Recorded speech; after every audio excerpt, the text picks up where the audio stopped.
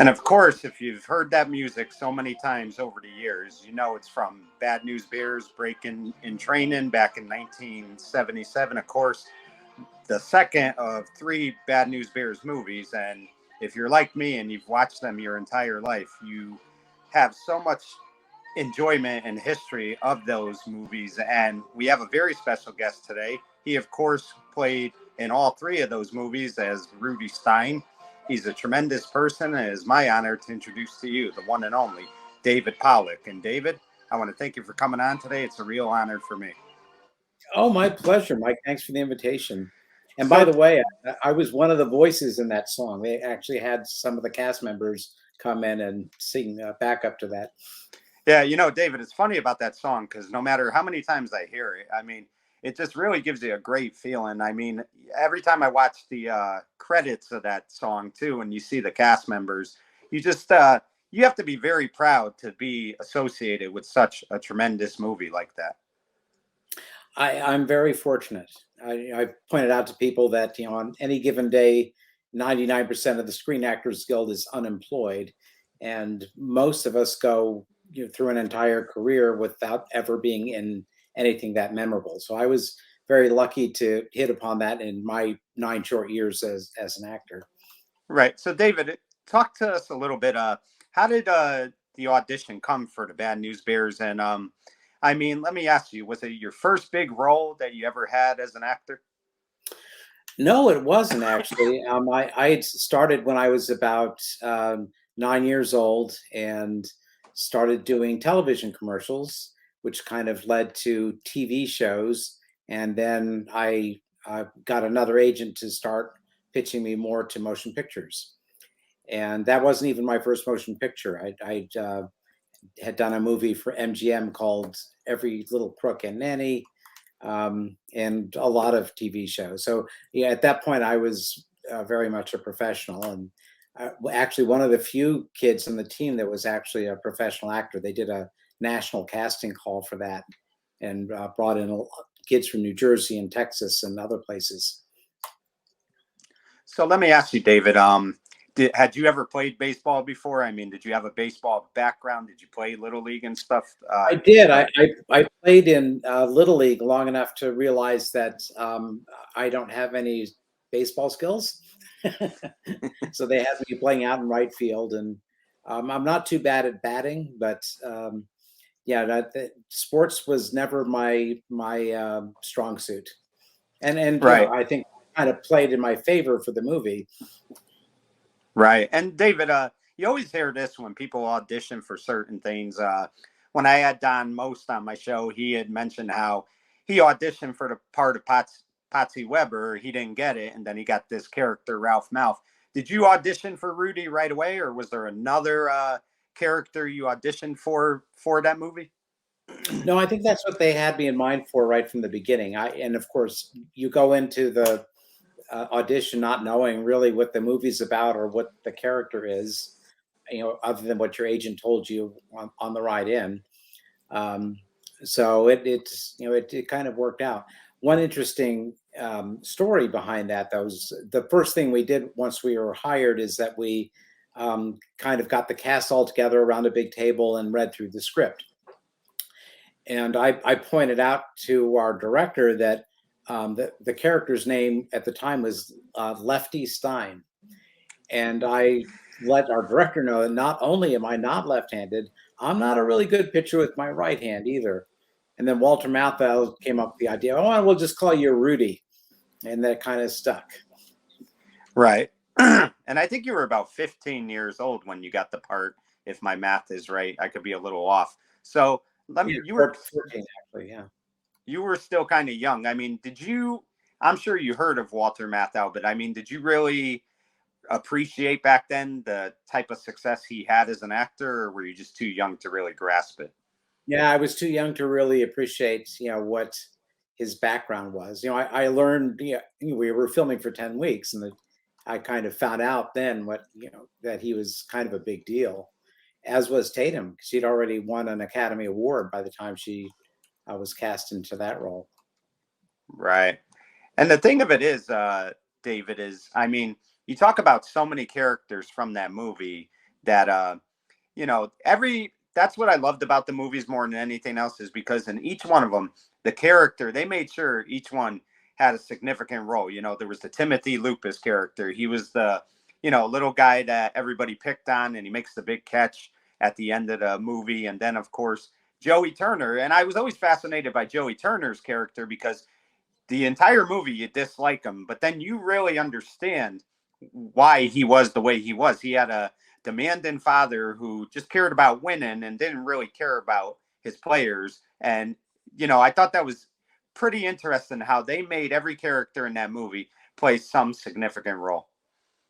They really did. And Vic Morrow, I found out, was actually kind of a big deal too. He was kind of, I don't want to say typecast, but he was most famous for being a sergeant in a combat series, and always played the tough guy. And in real life, he was actually the sweetest guy you'd ever want to know. So that was all an act. But yeah, and he was terrific to work with. Right. So let me ask you, David. I mean, how long did it take to shoot the movie? I mean, there had to be long days for you. I mean, you're a young kid. I mean, you probably, could do it because you were very young and stuff like that. But I mean, as you know, acting is a very demanding schedule. So, I mean, how long did it take to shoot that movie? We shot it in 10 weeks.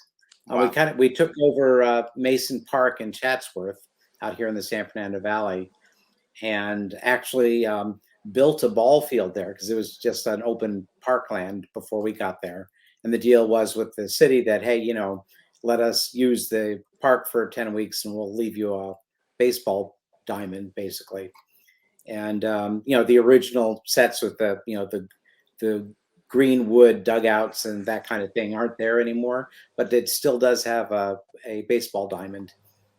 And there's nothing. It's kind of sad. There's nothing there to mark it as having been the site of a movie. Only real fans know that's where the movie was filmed. Right. And to me, it's just a great baseball movie. I know there was some controversy with the language and stuff like that, but I mean, from the get-go, and your character, David, was a very, you rooted for that character because, he was kind of considered clumsy. He wasn't really a good baseball pitcher. But I mean, talk about this, David. The one thing that you could always say in your career is that you had a very dynamic scene with Walter Matthau. He instructed Rudi to get hit by the pitch. He gets hit the first time, but the second time he's telling him to do it again. And you could just tell Rudi doesn't want any part of that. He got hit once. He doesn't want to get hit again. And it was just a real intense scene where Buttermaker flips out on him and kind of chastises him in front of the whole team. So, I mean, that had to be pretty cool for you as you look back on it, that you got to have that great scene with Walter Matthau. That was a great scene. And the interesting thing about it was that we had to film that scene got over a dozen times, because every time I would look up at Walter with that look, he would burst out laughing. And I thought, well, isn't that a compliment? Here's one of the world's finest comedic actors, and he thinks I'm funny. And that was a great job by you, because you definitely looked, I'm sure, like I said, you were 15 years old, but I think your character was supposed to be like 11 or 12 years old. And I mean, you looked like a typical 12-year-old kid. You got embarrassed, and at the same time, you felt like you had let the team down. You're kind of sitting there and you're sulking. But I mean, it was really cool, because one of the things they kind of taught you in that movie too is that sometimes as it is in Little League a lot, and it's unfortunate at times, is sometimes the parents and the coaches get into it more than they should, and they forget that it's supposed to be fun for the kids. And I thought that was a lesson they were trying to teach you with that scene with Buttermaker, because he didn't like Roy Turner. I think that played a part into it, and he started to forget that it's for the kids. And that was kind of the whole point of the movie, how kids sports often get taken over by adult egos, and the implications of that, and how it all plays out. And I think that's why it struck a chord with a lot of people, is like, oh, wow, this is kind of, truth back in your face. This is what really goes on in Little League. And it was uncomfortable for a lot of people. Yeah, it definitely was. And I mean, of course, there was one of the things that you like about the end of the movie is Buttermaker realizes that this is a team thing. These kids worked hard all year, and he puts the 5 subs in at the end of the game and realizes that Amanda can't pitch anymore. He takes her out. So he does everything right before that game ends. He realizes that it's more about the kids than him winning that ball game, and he does the right thing, which I thought was really a great, I mean, just great writing all around. I don't think anybody could ever badmouth that movie because, I mean, it was just tremendous from start to finish. It really was, and I'm glad that we shot it the way the script was written. There was some concern among the producers that the audiences might not accept the ending where we lose, even though it's a moral victory. So we actually shot an ad-libbed alternate ending where the Bears win in the end. And fortunately, they didn't use that because it was just fine the way it was written, but that alternate ending sits in Paramount's vault somewhere. Someday I'd love to see that again. Yeah, but I thought it told you a great story though, because like in real life, the the underdog Cinderella type team doesn't always win. Now you guys gave a great effort, but they tried teaching you that that team was just a little better than the Bears, and that was the difference. So I thought that was a great way to tell it, and it left the door open for future Bad News Bears movies, which I thought was good as well. Yeah, they did, and that was fun filming the sequels as well. And in fact, we were a number of us. I think there were 5 of us that ended up in the 3rd movie, and we were contracted to do yet another movie where it was going to be the Bad News Bears go to Cuba, which would have been Yeah. a lot of fun. They were negotiating to bring Walter Matthau back as the coach, and they were going to try and get Fidel Castro to play the coach of the Oh Cuban team. wow. Yeah. But That by would have that been point, by that time, the Japan movie had come out, and it did look like the franchise had kind of run out of steam. right.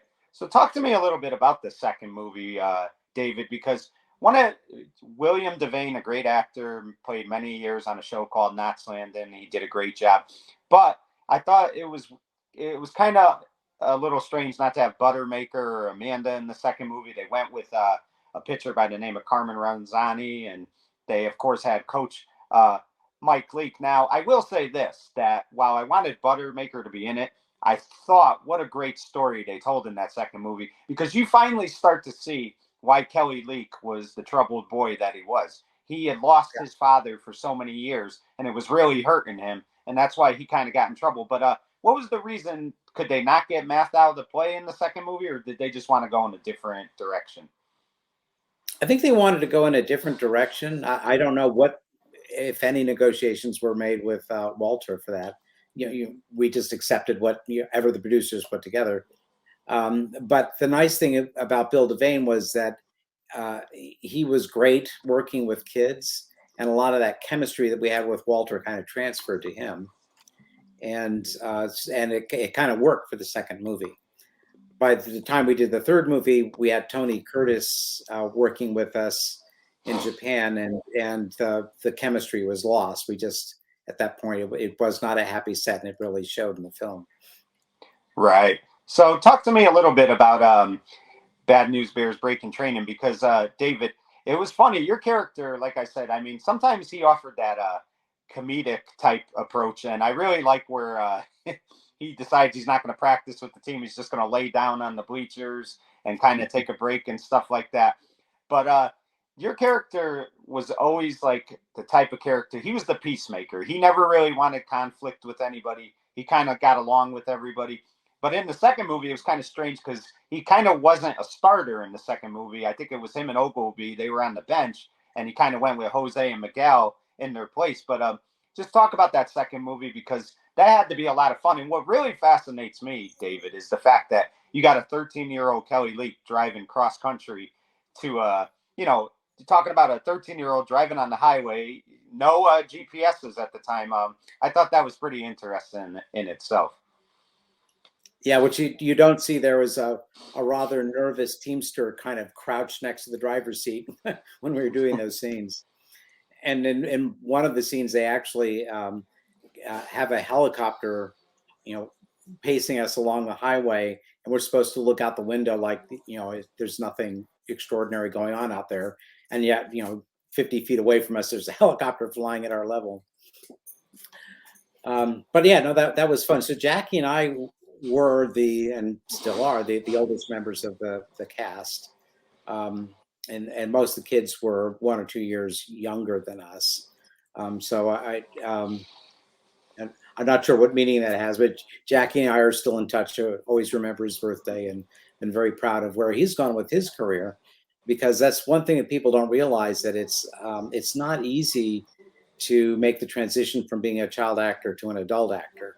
You think of all your favorite child actors, how many of them actually had an adult's career in making movies? It's almost like starting all over again. So I was very proud of the fact that, Jackie not only went on, but was nominated for an Oscar in Little Children. It was a phenomenal performance. Right. And your character, again, like I said, I mean, he always had those kind of funny moments. I crack up when he's on the phone with his mother and he's talking about Coach Easton is always preaching safety and stuff like that. And I mean, it seems like in the movies you were meant to always get hit with the baseball. Even in the second movie, Yeah. you get hit. And I always laugh at and I apologize, his name escapes me right now, but the character Chip Roberts. I always kind of laugh every time I see that scene when you get hit, because he's kind of looking at you like he's got like a half smile on his face. Like it was just those little things in the movie that make you laugh. But I mean, again, your character, like I always felt like he was the guy that was never going to cause any trouble. He was always going to get along with everybody. I mean, did you kind of look at Rudy as that type of character? Yeah, it kind of worked out that way. I don't know that we had really planned it that way in the script, but it kind of worked out. And we were encouraged to ad lib during the movie, so we had some creative freedom to kind of make the character into what we wanted to. So that's the way it came across. Right. And I mean, again, I thought the scenes with Jackie and William were so powerful. I mean, I really you felt bad for Kelly Leak. You really did, because you realized, you kind of try to picture yourself if that ever happened to you, where your father takes off on you, and he just felt, what I took out of it was he resented the fact, even though he got him to coach the team, he resented the fact that he was bonding with the other players because he wanted him to bond with him. Exactly. Well, I didn't feel too bad for Jackie in that character, because in the third movie he got to have a romantic relationship. That's something that none of the rest of us had an opportunity for. Right. And I mean, just I felt like every actor again did such a great job in that movie. I mean, even the guys that were playing on the Toros, they had to be the heels in that movie, and they did a great job doing that. I mentioned I think his name was maybe Jerry Lorson. He was the Chip Roberts character, and I mean, he did a great job being the heel in that movie. And even the coaches were kind of bad in that movie, but it. I kind of love the scene where Tanner's running all over the field. He refuses to get off the field. And, the let them play thing was great. I mean, for anybody that's a baseball fan, especially kids who love baseball, I thought that movie was just so inspirational and so enjoyable. And it was fun to film. We had the Houston Astrodome to ourselves for a week. And so between scenes, we'd go, exploring the catacombs of the Astrodome and seeing where everything was. It was kind of cool.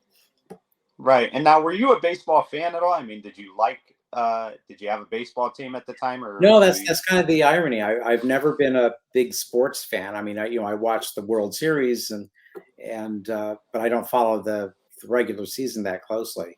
That just was not me. I was kind of a nerd as a teenager. I built model ships. Right. Well, let me ask you. I mean, at this point, you made two big movies, because these movies, like I said, were very iconic. I mean, they still to this day have a big following. I mean, here we are. I think it's been 45 years now, something like that. And these movies are still very popular. I mean, after making these two movies, I mean, did you feel like you were going to stick around in Hollywood? I mean, did you say to yourself, wow, I can't believe this is happening? I mean, it had to be very cool for you as a young kid to be having that type of notoriety at such a young age. Yeah, it's cool, but it's also a little bit nerve wracking, because you don't, it wasn't all you that got you there, and that fame can be very fleeting. So you get concerned, people just want to be friends with me because I'm famous, because of who I am. So that, Yeah. there's a little neurosis that goes with that. But more importantly, by the time we got to the third movie, I kind of got a dose of reality of what it looked like to be a famous adult actor. And I wasn't sure that's the way I wanted to go. So I took the money that I earned from acting and started taking flying lessons. And for a while, I thought that I might want to become an airline pilot, and that didn't work out, but it led to other things. Right.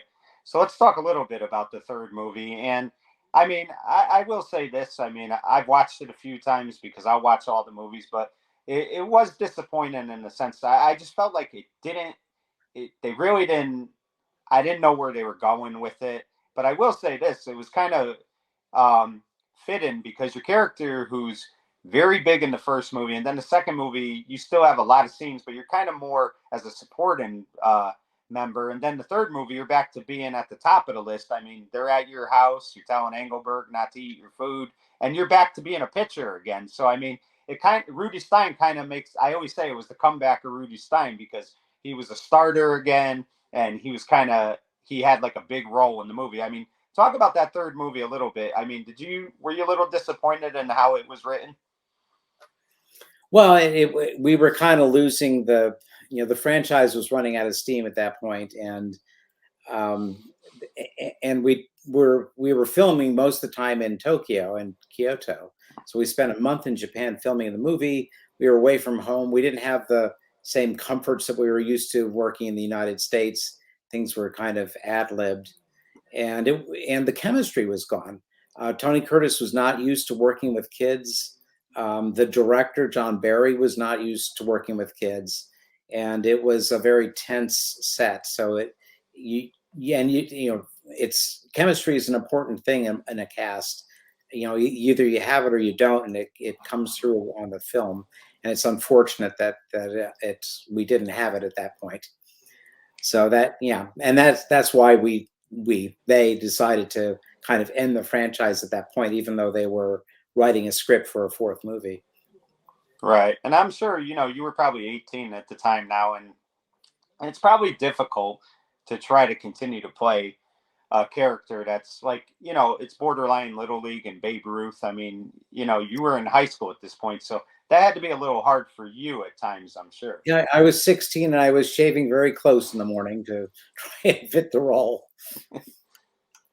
Right. So let me ask you this though, David. I mean, you talked about keeping in touch with Jackie and stuff. I mean, do you still keep in touch with some of the cast members? I know there's over the years, I know David and Brett, they were on interviews together, stuff like that. I mean, do you still keep in touch with some of those guys? Oh yeah, absolutely. Gary Cavaniero, who played Engelberg in the first movie, is still close. He lives in Texas, but he's been out here and stayed at my house before. Back during the 40th anniversary of the movie, I arranged with our local theater to have it played on the big screen again, and did kind of a charity event. And Gary and David and Brett and um, Scott came out and kind of watched it with the audience. Then we put stools up on the stage afterwards and kind of did a Q&A with the audience. And it was really fun. I mean, it was fun to see it up on the big screen and kind of be in an audience again in the theater seeing the movie, rather than watching it with one or two family members. Right. And let me ask you, David, I mean, when was the decision made where you just decided you wanted to walk away from acting? I mean, you ended up being very successful. I think you went to Pepperdine, correct? I went to well, first I went from being a student pilot to a flight instructor within a year, and I ended up working at LA Airport and got a job with Flying Tigers, which at the time was the world's largest air cargo airline. I wasn't flying for them, but I was managing the airplanes, which was a lot of fun.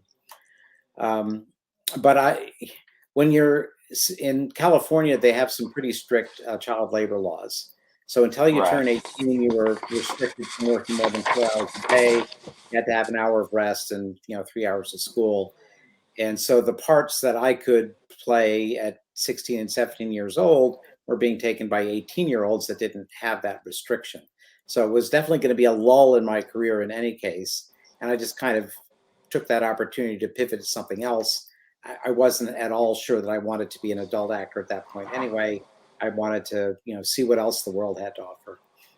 Right. And as years went on, I mean, you made a run at Congress, if I remember, and you also ran for mayor at some point. I mean, correct? I never ran for mayor. I ran for, well, I ran for school board originally, and that this was Yeah. just a bid to stay involved in the schools that my kids were going to, and that got me involved in a lot of things at the state level. I became president of the California School Board Association, which represented 1,000 school boards across the state, and that was an adventure in itself. And then I ran for city council in 2009, which also was not something I was planning on, but the opportunity came up. And I made a run at Congress back in 2011, 2012, and Right. actually came very close to securing my party's endorsement for that. But a more viable candidate came into the race. I ended up backing out and supporting her, which is great because she and I are still good friends and she's still in Congress. I also made a run at state senate back in 2016, which also wasn't successful. But the nice thing about an unsuccessful run at office is you make a lot of very good friends along the way, many of them who still serve in the legislature today. Right. And you alluded to this a little earlier, but I believe you're a certified flight and ground instructor. So I mean, just talk about that a little bit. I mean, what is it like to I mean, control a plane, stuff like that. That I mean, you obviously have to enjoy that to do that, but I mean, ever nerve-wracking at all? Well, it's funny when I was on the school board and I would talk to teachers about the similarities and differences between being a classroom teacher and a flight instructor.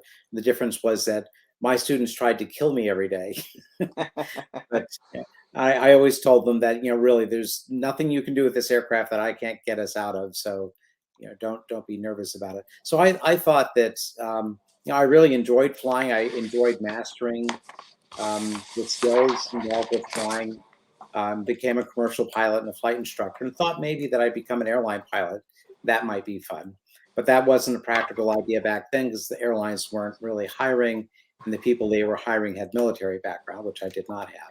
So I ended up taking a desk job at an international airline, kind of managing the fleet behind the scenes. And I enjoyed that. That was a lot of fun. Right. And I mean, you've been very big with the environment, stuff like that. I know you're very big on environmental research, things like that. Talk about that a little bit.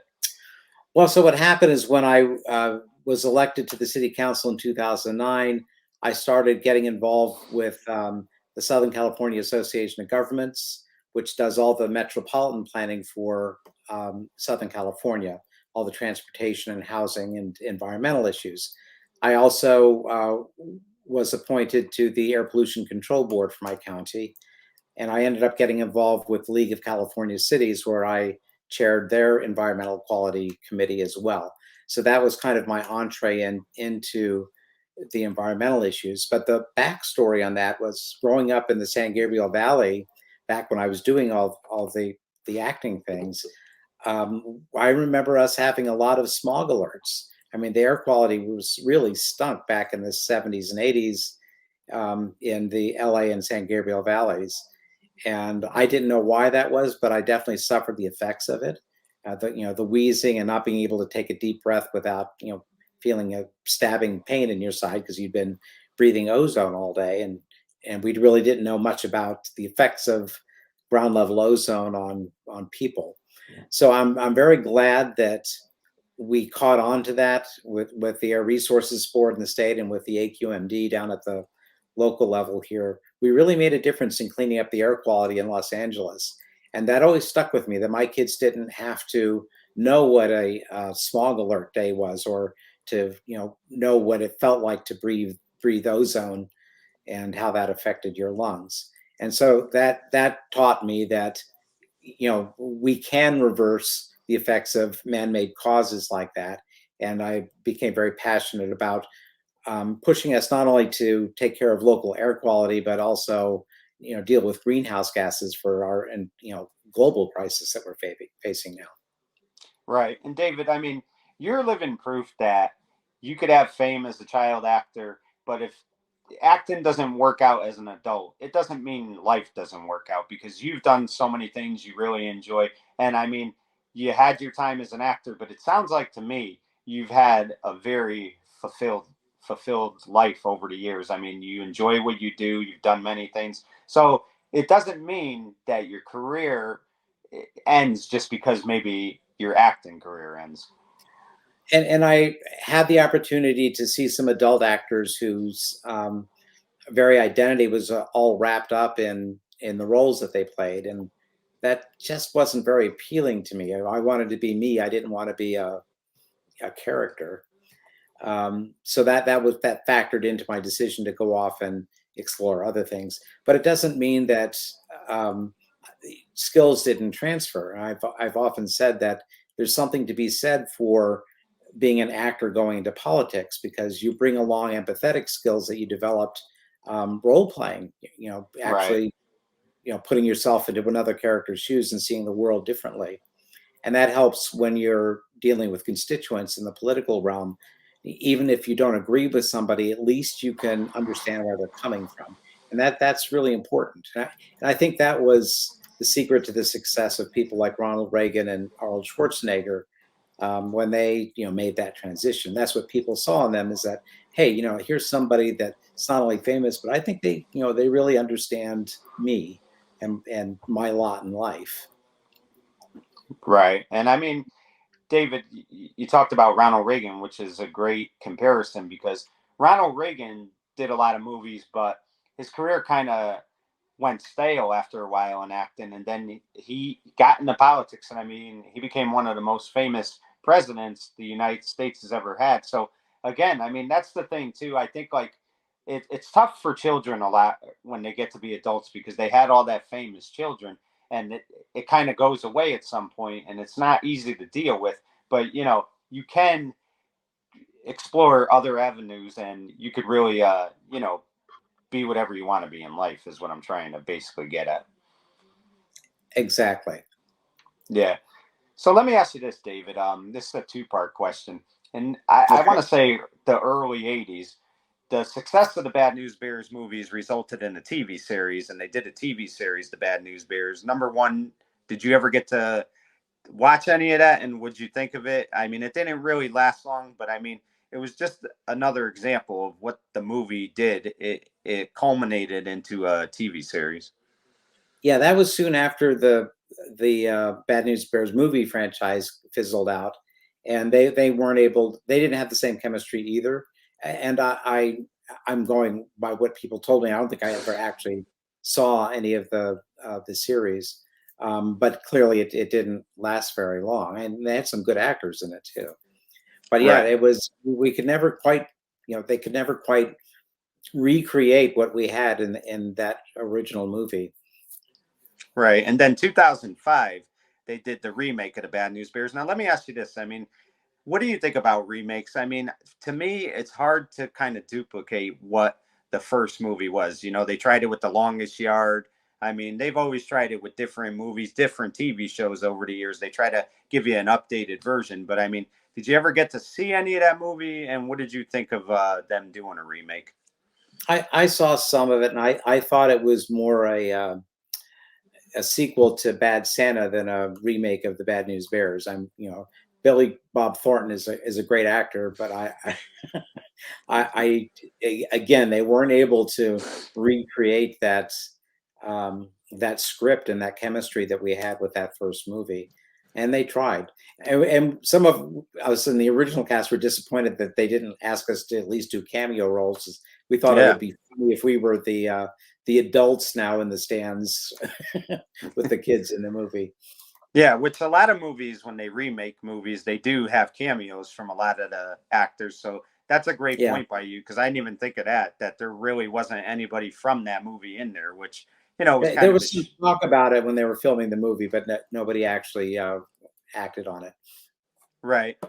David, one thing that will always stand out in your career is that actors, in my opinion, you want to have that either one TV show or movie that you're always going to be associated with, that'll be there forever. And you've got that. You're part of the Bad News Bears franchise. So whenever they talk about David Pollock, they're always going to say most famous for being a member of the Bad News Bears franchise movies. So, I mean, that's got to make you feel good, because if you did nothing else in your acting career, being associated with those movies, with that cast, with the type of popularity it has, I mean, you're always going to have a place in entertainment forever. So, I mean, that's got to make you feel good that your name is always attached to the Bad News Bears. Well, I'm very proud of that association, and like I said in the beginning, is that most actors never have the opportunity to be in something that's that iconic and remembered. There's very few of us. A lot of actors go through their entire careers and never have an iconic role like that. So yeah, I was very fortunate, and I'm very proud of being associated with it. Right. And David, before we go, let me ask you, what could fans expect? I know, like, you're not in acting anymore, but like, you're still working to this day, correct? I mean, you haven't stopped. I mean, you're still going to do stuff. So what does David Pollock hope to, in 5 years, what do you plan on doing in 5 years, if you had to guess? Well, I'm enjoying what I'm doing now. I'm a director of client relations for a local law firm, and a number of other things. I'm still in the city council, at least until December, and I'm still involved with a couple of local charities. So I've always had multiple interests. I'm still on the Air Pollution Control Board, for example, and so whenever one door closes, another one opens. I've always reinvented myself, and just because I want, there's so much I want to do and so much I want to learn. It's hard to just stick with one career and stay in a grind. I think it's always better to keep mixing it up and taking a risk and trying something new. And that's what I've been doing. So I don't know what I'll be doing 5 years from now.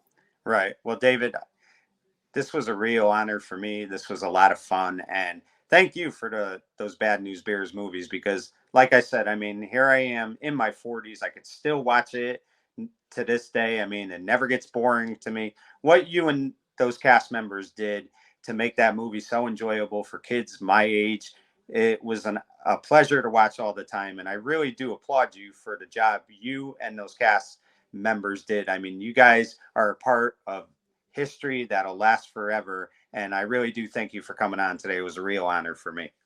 Oh, well, thanks, Mike. I really appreciate the opportunity, and thanks for doing it. And Well, we'll have to get back together sometime. The 50th anniversary of the movie will be in 2026. well, I definitely hope to have you on. Maybe we could have a couple more cast members. I think that'd be a lot of fun. But thank you Oh, again that would for be great. coming. Thank you again for coming on, and congratulations on your career, because you're doing great things. My pleasure, Mike. Thanks for the opportunity. Thank you, David. Well, folks, there you have it. That was, of course, the one and only, the legendary Rudi Stein, aka David Pollock, for In the Spotlight. I'm Mike Kenichi saying good night, everyone. All right.